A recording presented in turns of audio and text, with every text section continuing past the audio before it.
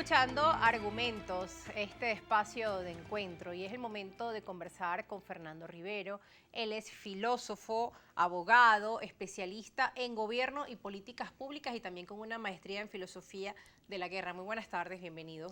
Gracias, Rosa, por la invitación. Antes del corte estábamos hablando con el diputado Luis Augusto Romero de Avanzada Progresista en referencia a la situación de la oposición de cara a las elecciones presidenciales del 2024 y también de cara a distintos asuntos de interés nacional como lo son los diálogos entre el Ejecutivo y la oposición representada por la plataforma unitaria. Todo esto con el fin de que Estados Unidos alivie algunas sanciones hacia Venezuela, su visión desde su experiencia en referencia a los hechos actuales que se están desarrollando en nuestro país y las expectativas que hay en referencia a estas conversaciones con Estados Unidos. Bueno, creo que lo primero que hay que decir es que la estrategia de seguridad nacional de los Estados Unidos, de la administración Biden de este año 2022, coloca al centro de sus preocupaciones a algunas potencias emergentes y también a Venezuela. Pero nosotros celebramos, y creo que esto ha sido un esfuerzo constante de la administración del presidente Maduro, los diálogos toda vez que contribuyen o deben contribuir, por una parte, a eliminar las medidas coercitivas unilaterales, toda vez que violan el derecho internacional público, lesionan los intereses de toda la población, lesionan también, por supuesto, los derechos a la salud, vivienda, etcétera, pero al mismo tiempo debe ser un diálogo de respeto, de reconocimiento de la democracia existente en el país, por supuesto, de la fortaleza institucional que tiene la nación venezolana. Ahora uno se pregunta, ¿cómo pueden Estados Unidos y Venezuela avanzar en un diálogo? En esta oportunidad, ellos señalan que el camino primero es la negociación y el diálogo con la plataforma unitaria, pero ya una reunión se dio hace unos 2 meses entre una delegación de alto nivel de Estados Unidos con el gobierno de Venezuela. Y uno dice, bueno, pero ¿cómo esto puede ocurrir en momentos en los que Estados Unidos ha puesto un precio a la cabeza del presidente de Venezuela y también a distintos personajes del Ejecutivo Nacional en altos cargos? Sí, desde luego eso es parte de la agresión que se desarrolla no solo contra funcionarios del alto gobierno venezolano, contra funcionarios de Estado, sino también contra todo el pueblo de Venezuela.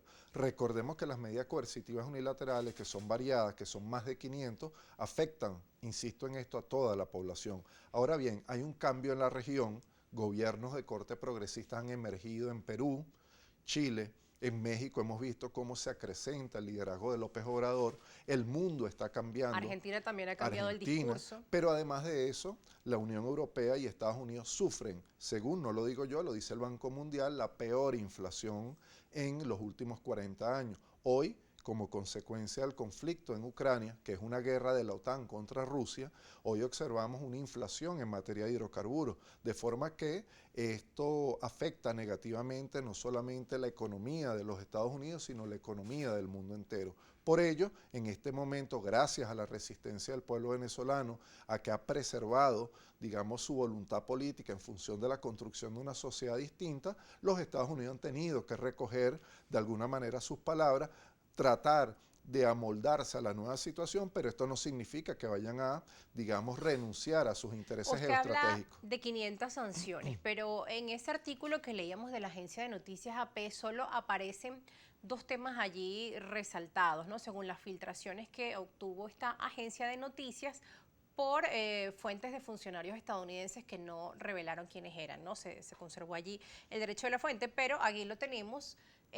Habla de los cambios limitados permitirán a Chevron negociar su licencia con la petrolera estatal PDVSA, pero no perforar ni exportar petróleo de origen venezolano, y además hablan del tema de una sanción personal a Carlos Eric Malpica Flores, ex ejecutivo de PDVSA y sobrino de la primera dama. Usted habla de 500 sanciones que afectan al pueblo venezolano, pero acá, según lo que se ha podido conocer hasta el momento, pues solo se habla de una sanción personal al ex ejecutivo de PDVSA Malpica Flores y conversaciones de Chevron y PDVSA. Entonces, ¿cuáles son las sanciones que se van a aliviar? Se pregunta la gente, ¿no? ¿Cómo esto nos va a ayudar cuando estamos viendo una sanción personal y conversaciones entre Chevron y PDVSA? Más nada. Sobre la veracidad de esa fuente, bueno, no tenemos toda la información completa, como tú mismo lo señalas. En todo caso, creo que el deseo de todos los venezolanos y venezolanas es que podamos tener las mejores condiciones de vida, y eso pasa por eliminar las medidas coercitivas unilaterales.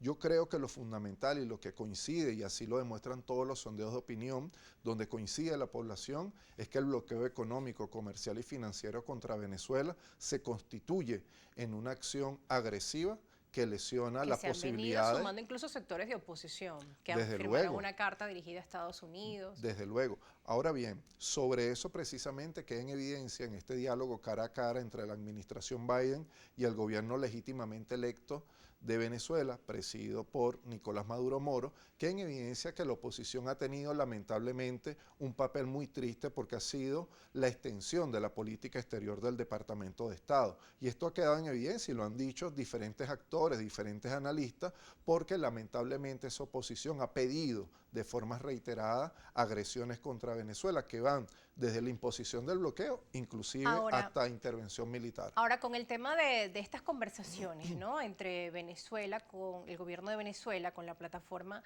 unitaria, nuevamente el Ejecutivo saca la carta de Alex Saab y llegaron pues también muchas interrogantes, ¿no?, de la población. Leíamos el día de ayer algunos comentarios de la audiencia, porque el gobierno insiste en el tema de Alex Saab cuando hay tanto por negociar para ayudar a la población venezolana en general.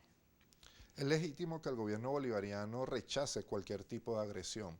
Ahora, junto al tema de Alex Saab, es importante, por supuesto, y así lo ha manifestado la parte que ha estado como en su carácter de plenipotenciario en esta mesa de diálogo, no solamente en este diálogo reciente de este año 2022, sino en diferentes ocasiones, ha señalado la importancia de que se devuelvan, por ejemplo, los activos de la República Bolivariana de Venezuela, que hoy, gracias a las medidas que ha tomado la OFAC, están en manos de un segmento muy reducido de la oposición que hace y deshace, y han surgido escándalos en materia de corrupción que inclusive la misma oposición ha venido denunciando. Hay muchos temas por tocar y unos diálogos que están, digamos, estancados y se han venido estancando también por este tema, esta diferencia que hay en la solicitud de Alex Saab y la posición de Estados Unidos. ¿Cómo desentrabar, ¿no?, esto que ha, digamos, pausado los diálogos bajo ese espíritu de México?